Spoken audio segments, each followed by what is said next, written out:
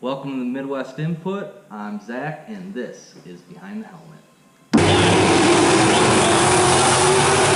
Fuck what you...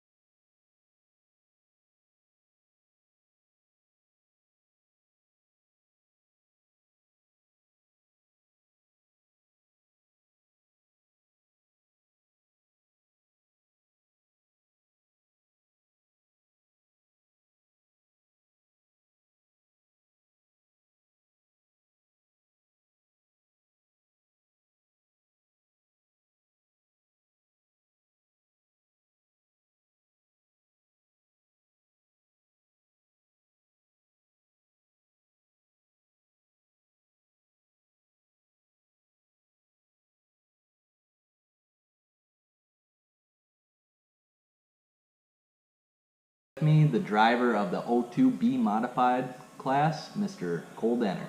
How's it going, buddy? Good, how are you? Good.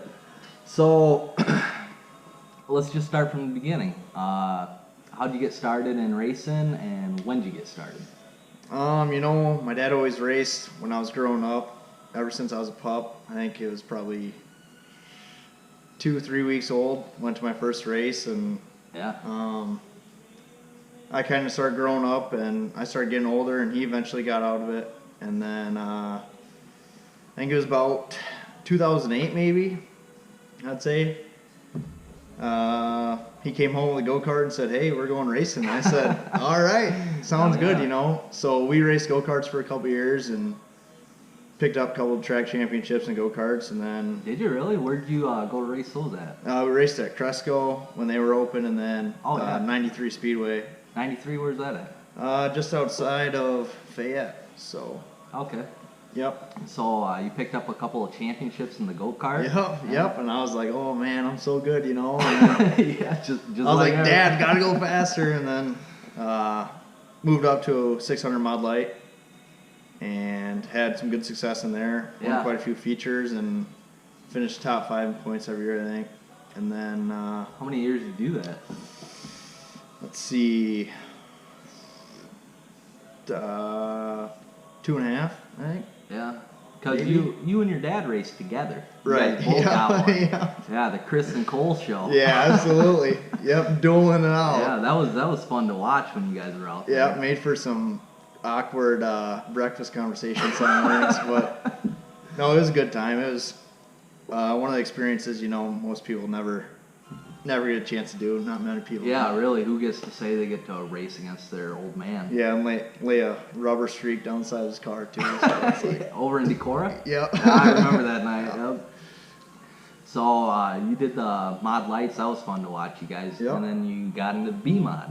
Yep, I got an offer from Mark and Scott Jenks and said, "Hey, would you like to come run our car for a couple nights? We're kind of looking to get out of it." And I said, "Sure, I guess, whatever. I'll jump in." So Old blue, right? Just plain blue 02? before that even, it was the 53 car. Oh, okay. Yeah, so I split my last season of Mod Lights half and half with the B-Mod. Raced the first half of Mod Lights and then jumped in for them. And I think it was third night out, we went out and won. And then followed up with a second the next week and then won again. Yeah. And I was hooked. I Yeah. was like, "All right, let's go." Yeah. But, I remember yeah. talking to you in Cresco. I was like, "Are you addicted?" And you're like, "Yeah." Oh, yeah. Not Yeah. going back to the mod light after that. No, after the feeling in a B-Mod, it's Yeah, you look really good right away. You were, you could just tell that you had whatever it took. I'd say I was pretty fortunate to fall in the circumstances that happened. I mean, they were generous enough to let me drive for a few nights, and Yeah. Well, you I take the opportunities when you get them. You can't right, turn them down. And you were in high school, so. Yeah, I was junior in high school, so just Playing football. playing football and wrestling and going racing. Yeah. So yeah, it was good. Yeah. So how did the football thing in high school all pan out together? How'd you deal with doing that? It was a struggle some days. You know, the first part of the football season and the last part of the racing season always conflicted with each other. But I mean, fall training camp, I'd ditch a couple hours early out of camp, or I'd miss the last day of practice or whatever, and Dad would have the truck and trailer over at West Union, and Grandma and Grandpa would take me over, and But no, it's worked out pretty good. My coaches were really understanding, which is nice. I mean, well, you were a really good football player. You were playing running back, right? Yep, running back and cornerback. So yeah, you were a thumper back then. When I remember back in the day, yeah. So you did that for a couple years. You graduated, Yep. and then you went on to college. Where'd you go? Yep. Currently going to Iowa State for manufacturing engineering. So just plugging away at the books now, and yeah. That's got to be tough trying to balance being down at Ames and then being up here trying to race and with the job and everything all between. With what were you going for? Manufacturing engineering. Yeah.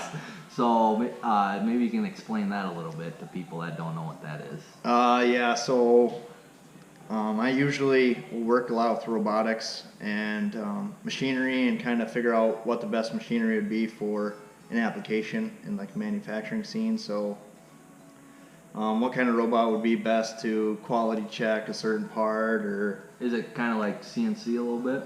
There's some CNC, there's little tool and die in there. I mean, it's a culmination of a lot of stuff. So yeah, it's pretty hands-on. So I mean, it fits me pretty well. But yeah, well, good luck, buddy. Yeah, you gotta be way smarter than me.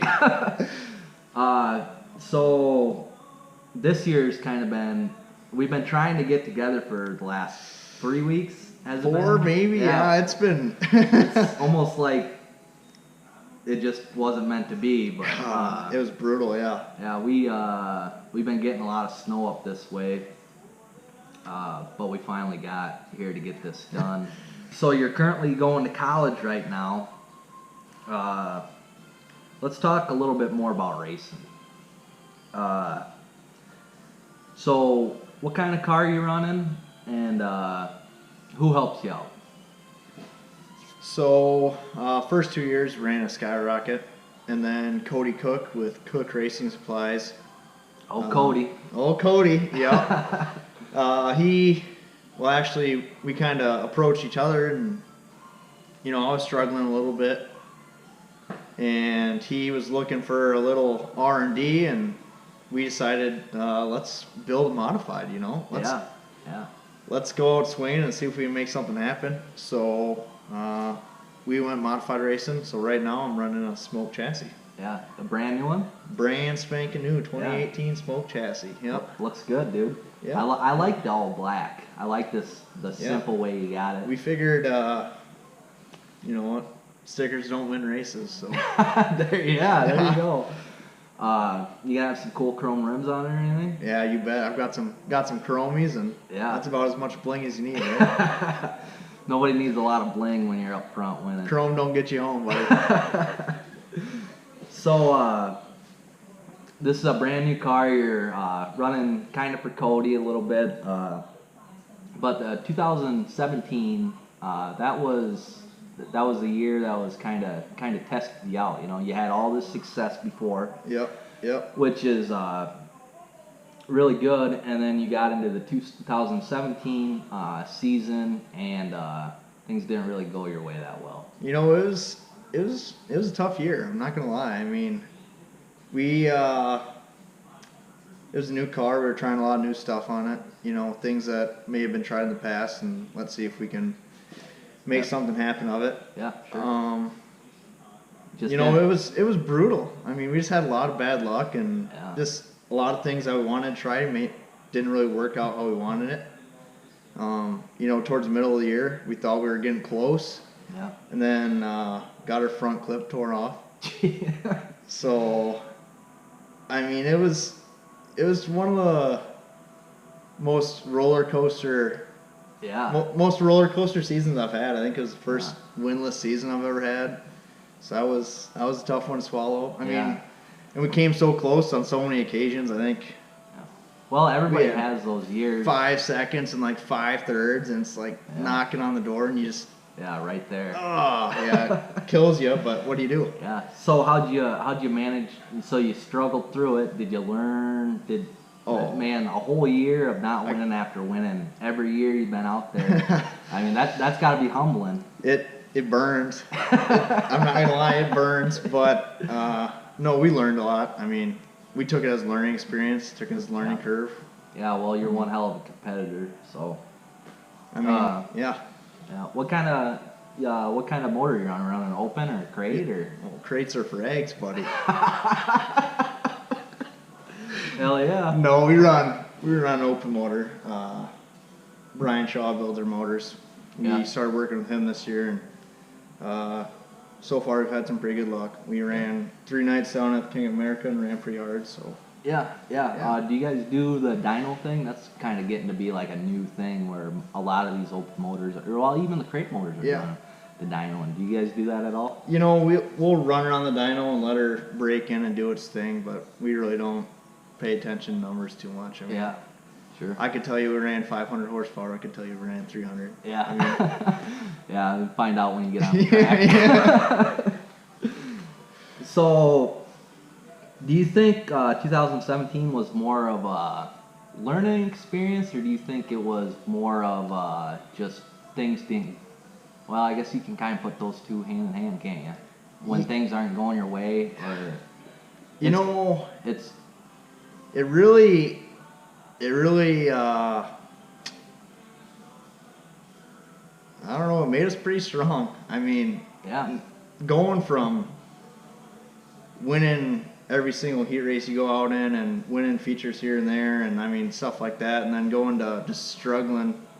I'm not going to say we struggled all year, but we definitely had our nights that we were off, and it's tough. I mean, well, we'd sit up and we'd watch it, and we were just waiting for it because we knew it was going to come, and it didn't seem to get there. It just winning the third night out, I think, ever in a bmod didn't help the cause, because ever since then we've had our standards so high. I mean, we expect to win. I mean, but no, it was a learning experience. I think it was good for us, honestly. I mean, knock you off your pedestal a little bit, and well, now you can look to the future and take that and move forward with it. Yeah. But you got a really cool check up there. You want to talk about that a little bit? Yeah, I'd probably say that was one of my cooler wins I've had so far. Ironman check. They just don't hand those babies out to anyone. Nope, I promise. They don't hand any of them out, dude. Those Ironmans are especially tough, though. Yep. I mean, we were chasing that for a couple years, and finally fell at Fort Dodge in 2016, and it was a good race. Me and Andy Bryant were throwing down side by side, so Andy's pretty good. We run with him all year long, but no, that one's gonna be hanging around for a while. Yeah, it looks cool too. Oh, absolutely. I like those paper checks, you know. Trophies are good too, though. Oh, I mean, yeah. Any of it's all good. Whatever works. So you won the second night on that weekend too, right? You won this night? We won, I want to say we won, this was a Thursday night show, and I think we might have gone and won the next night or the next week or something like that. So we were hitting pretty good, and then kind of fell off towards the end of 2016, hence why we got around the Cody. Yeah. And that's been our last one, so it's burning a little bit. It's about due for another one. About due for about 10. So who helps you out here on this O2 Be Modified? You know, weekly, my dad helps out quite a bit, and Fred helps out quite a bit, my girlfriend Jessie.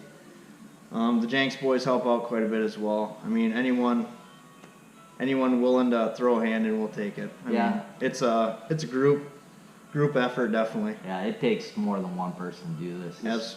Especially towards early season, late season when I'm down at school, and I mean, I can only do so much over the phone. So I put a lot of pressure on Dad, but he's always had it for me. So yeah, the more and more, it's definitely a family thing.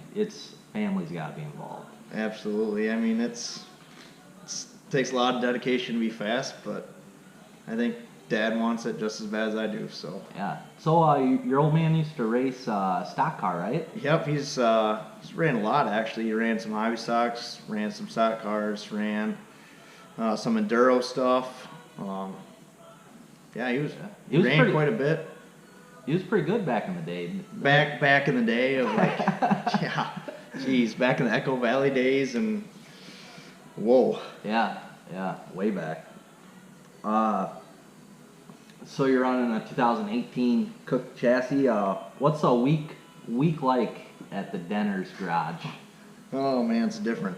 No, usually starting on Sunday. I usually treat Sunday as my starting of the week, as long as we're not racing on Sunday anyway. Roll it out, wash tires, and then I usually roll it in the shop and let it dry and come back to it on usually about Tuesday, take a day off in the week and just go do something else, go fishing or golfing or whatever, just get away from it. You don't want to burn yourself out. Yep. But come back on Tuesday, do some tire work, go through motor. Dad does a lot of motor stuff. I kind of let him take care of that. I'll go through shocks, make sure all of them don't have any dead spots or anything in them. Throw it on the scales if I need to. If we're struggling quite a bit, I'll throw them on scales. If we're been pretty good, I'll just let her go. You know what I mean? Yeah. Yep. Then Wednesday, finish up anything I started on Tuesday, as in suspension stuff, and Thursday go through, give her one last check, and as long as we don't tear too much stuff up, it's just a lot of tire work and a lot of just general maintenance, checking over stuff. Fucking tire work, dude. It's brutal. I mean, we got a stack right over there. How many do you guys do you go out and right before the races buy like a bunch of brand new ones, or you guys try to keep the old ones? And I try to cycle them. I don't know. It's tough. I try to cycle them as much as I can, but I've experienced firsthand a tire can make or break you. You know what I mean? Oh, like, yeah. if I'm that close and my car starts to fade with 2 laps to go. Yeah. I don't know. I've got good sponsors, so I got to be thankful that, I can put new tires on every now and then. Sure. But, yeah, I don't know. I'm pretty anal about my tires. Dude, yeah. Like, no one touches them. Do you when you're out on the racetrack, do you drive a certain way to try to save your tires towards the end of the race, or are you not even thinking about it? I've never been in a race long enough. I don't think that I'd have to really think about it. I know some guys try to conserve a little bit, but I don't know. Yeah. I'm not too patient, I guess. Well, how old are you? 19, turning 20 in a couple weeks, finally. Yeah. So young blood, young and fast. What can I say? Yeah.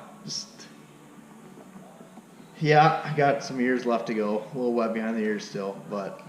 So you're 19 right now. You're on the verge of 20. Where do you see yourself in 10 years with this racing? Do you have like goals, or are you trying to get to an A-mod, or? I'd like to. That Ironman championship's been eluding me for a couple of years. They say third time's a charm, so hopefully this year we could knock that baby out. But 10 years from now, geez.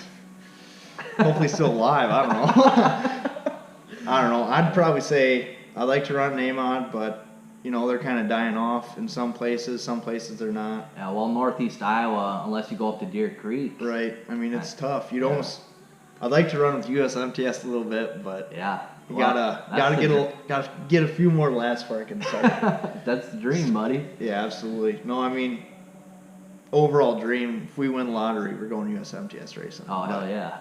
But no, I'll see how things pan out and kind of go from there. Yeah, well, fucking fast. So is there like, where do you race on a weekly basis? Where can people see you at? Weekly, we usually hit West Union and Deer Creek Speedway. Hit Decorah for the fair, and if we just want to take a break from Deer Creek, head over to Decorah. But other than that, we're following Ironman. Yeah. So get a lot of traveling in, a Yeah. lot of butt time with Dad, looking down the road. Yeah. That's the Ironman's all over. That's got to be a lot of gas money. A lot of fuel. A lot of fuel. So you're following the Ironman points. What have you done the last couple of years in Ironman series? First year we started following it, ended up second, and then last year we ended up fourth. You know, kind of reflecting on that 2017 season. Dude, that's still both 2 top 5s in the Ironman series. That's something. Man, it ain't the one. It ain't.